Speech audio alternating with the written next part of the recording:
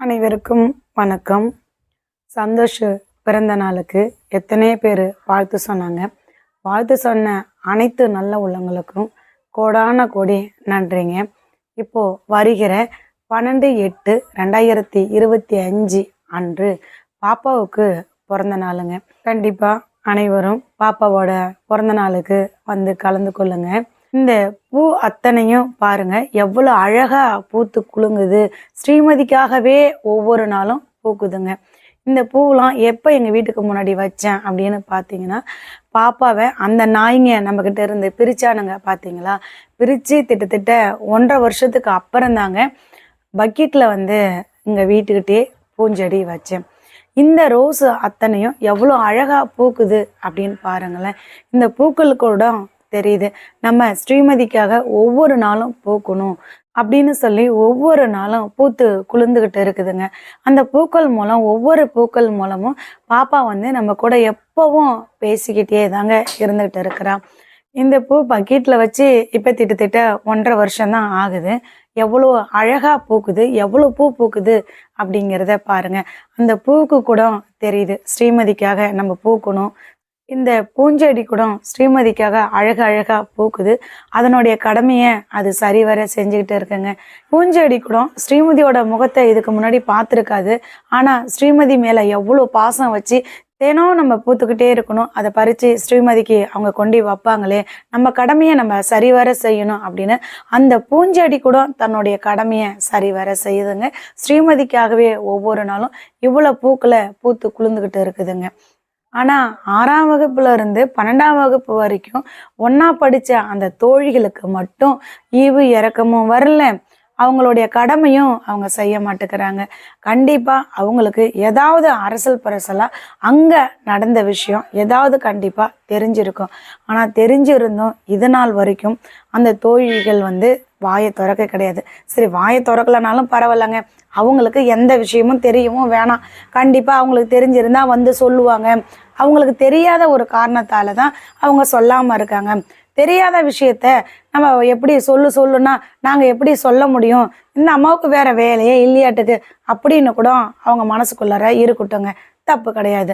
பாப்பாவோட உயிரை அவனுங்க எப்போ பிரிச்சானுங்களோ அந்த தேதியிலேருந்து இன்னைய தேதி வரைக்கும் பார்த்தீங்கன்னா பாப்பாவை யாருமே முகத்தை பார்த்துருக்க மாட்டாங்க, பாப்பா கூட பேசியிருக்க மாட்டாங்க.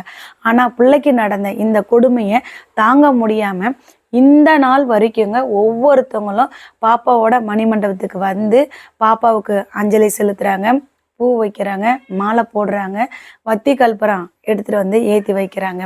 எனக்கும் வந்து ஆறுதல் சொல்கிறாங்க. அம்மா கவலைப்படாதீங்க, நாங்கள் இருக்கோம், தெம்பாவும் தைரியமாகவும் இருங்க, கண்டிப்பாக பாப்பாவுக்கு நீதி கிடைக்கும், பாப்பாவை எவன் என்ன பண்ணானோ அவனுக்கு தக்க தண்டனை கிடைக்கும் அப்படின்னு ஒரு ஆறுதல் சொல்கிறாங்க. இப்போது நேற்று கூட பார்த்தீங்கன்னா நான் வந்து பாப்பாவுக்கு தான் இப்போ பிறந்த நாள் வருது அப்படின்னு பாப்பாவுக்கு தேவையான பொருளெல்லாம் வாங்கலாம் அப்படின்னு சொல்லிட்டு வெளியூர் போயிட்டேன். அப்போ பார்த்தீங்கன்னா 3 பேர் நேற்று மணிமண்டபத்துக்கு வந்திருக்காங்க. மணிமண்டபத்துக்கு வந்தவங்க பக்கத்தில் இருக்கிறவங்கள்ட்ட கேட்டிருக்காங்க. அவங்க நம்பர் இருந்தால் கொடுங்க, இல்லைனா அவங்களுக்கு ஃபோன் பண்ணுங்க அப்படின்னு சொல்லியிருக்காங்க. அவங்களும் ஃபோன் பண்ணாங்க. இந்த மாதிரி 3 பேர் வந்திருக்காங்க, பூவை எடுத்துக்கிட்டு மாலை எடுத்துகிட்டு வந்திருக்கிறாங்க, நீங்கள் மணிமண்டபத்துக்கு வாங்க அப்படின்னு சொல்லி ஃபோன் பண்ணினாங்க. அப்படிங்களா, என்னால் இப்போ வர முடியாத ஒரு சூழ்நிலை, நான் வெளியூரில் இருக்கிறேன் அப்படின்னு சொன்னாங்க. அதன் பிறகு அவங்க பார்த்தீங்கன்னாக்க பாப்பாவுக்கு எடுத்துகிட்டு வந்த அவ்வளோ பூவையும் மணிமண்டபத்து மேலே வச்சு பாப்பாவுக்கு அஞ்சலி செலுத்திட்டு மாலை எடுத்துகிட்டு வந்த மாலையை போட்டுட்டு போயிருக்காங்க. நான் இன்றைக்கி போய் பார்ப்போம் அப்படின்னு சொல்லிட்டு இன்றைக்கி நான் போய் பார்த்தாங்க. போய் பார்க்கும்போது பாப்பாவுக்கு வத்தி கற்பூரம் மஞ்சள் குங்குமம் இதெல்லாம் எடுத்துகிட்டு வந்திருக்கிறாங்க, பூ போட்டிருக்காங்க, மாலை போட்டிருக்காங்க. இப்படி அவங்கெல்லாம் வந்து இதுக்கு முன்னாடி ஸ்ரீமதி யாருன்னே தெரியாது, பார்த்து இருக்கவும் மாட்டாங்க. ஒவ்வொரு நினைவு நாளுக்கும் ஒவ்வொரு பிறந்த நாளுக்கும் எத்தனையோ பேர் எங்கெங்கே இருந்தோ எவ்வளோ தூரத்தில் இருந்தோ வந்து பார்த்துட்டு போகிறாங்க. ஆனால் இது நாள் வரைக்குங்க அவங்க கூட படித்த பாப்பா கூட படித்த அந்த தோழிகள் யாருமே வந்ததே கிடையாதுங்க. பாப்பாவை விதைக்கப்பட்ட அன்னைக்கு கூட ஒரு தோழி கூட வர கிடையாது. இப்படி தான் நடந்தது போச்சு அப்படின்னு சொல்லலைனாலும் பரவாயில்லைங்க, நம்ம கூட படித்த அந்த தோழி முகத்தையாவது நம்ம பார்த்துட்டு போவோம் அப்படின்னு கூட கொஞ்சம் கூட மனசாட்சி இல்லாமல் ஈவு இறக்கம் இல்லாமல் வரவே கிடையாதுங்க. எனக்கும் ஒரு ஆறுதல் கூட இந்த நாள் வரைக்கும் அவங்க சொன்னதும் கிடையாதுங்க. சரி, அப்பதான் அவங்களால வர முடியாத ஒரு சூழ்நிலை, பயம் இருக்கும். அது அன்னைக்கு தடை உத்தரவு போட்டிருந்தாங்க. அந்த சூழ்நிலை காரணமா கூட அவங்க தோழிகளால இங்க வர முடியாத இருந்திருக்கலாம்.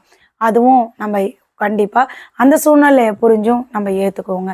ஆனா அதுக்கப்புறம் ஒவ்வொரு டைமும் நான் எதிர்பார்ப்பேங்க, அவங்க தோழிகள் யாராவது நமக்கு ஃபோன் அடிப்பாங்களா, இல்ல அவங்க யாராவது பிறந்த நாளுக்கோ நினைவு நாளுக்கோ இந்த மாதிரி வருவாங்களா, இல்ல இடைப்பட்ட நாட்கள்ல என்னைக்காவது வருவாங்களா, பாப்பாவோட அந்த மணிமண்டபத்துக்கு வருவாங்களா, அஞ்சலி செலுத்துவாங்களா, இந்த மாதிரிலாம் எங்க கூட படிச்சா, இப்படிலாம் இருந்தா, போனா வந்தா, ஆனா இந்த மாதிரி ஆயிடுச்சு, அங்க என்ன நடந்ததுன்னு எனக்கு கூட தெரியாதுமா அப்படின்னு கூட சொல்லலாங்க. ஆனா இந்த நாள் வரைக்கும், இந்த நிமிஷம் வரைக்கும், இந்த நொடி வரைக்கும் அப்படி ஒரு தோழிகளா பள்ளிக்கூடம் படிச்ச அந்த குழந்தைங்க ஒருத்தவங்க கூட வரவே கிடையாதுங்க.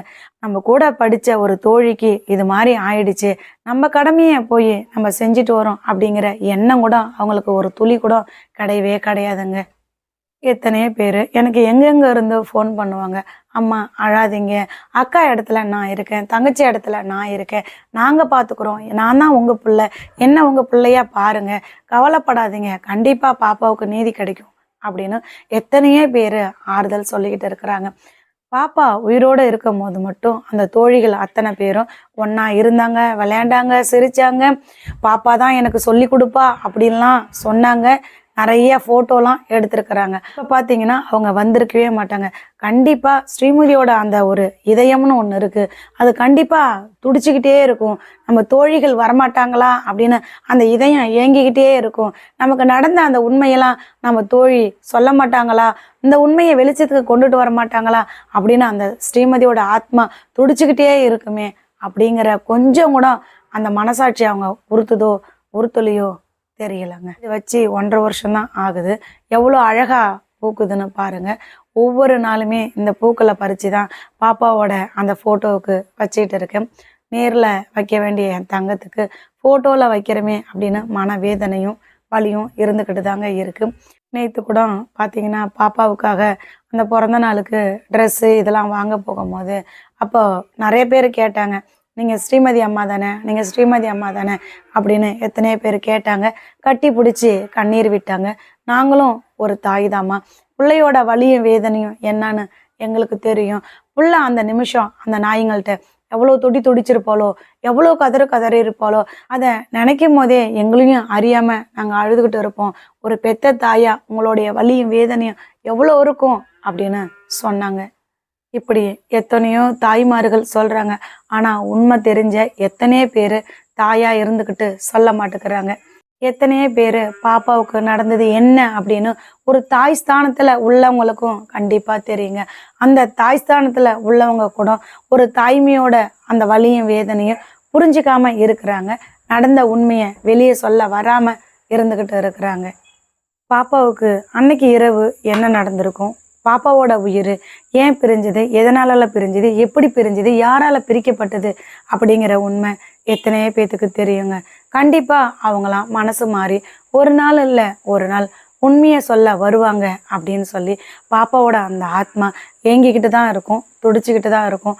நம்மளும் ஒவ்வொரு நாளும் எதிர்பார்த்துக்கிட்டு தான் இருக்கிறோம். கண்டிப்பாக அவங்களுடைய மனங்கள் மாறும், மனசு மாறும். கண்டிப்பாக உண்மையை சொல்ல வருவாங்க. நீதி ஜெயிக்குங்க, உண்மை வெல்லுங்க, நீதி ஜெயிக்கும். Justice for Srimathi.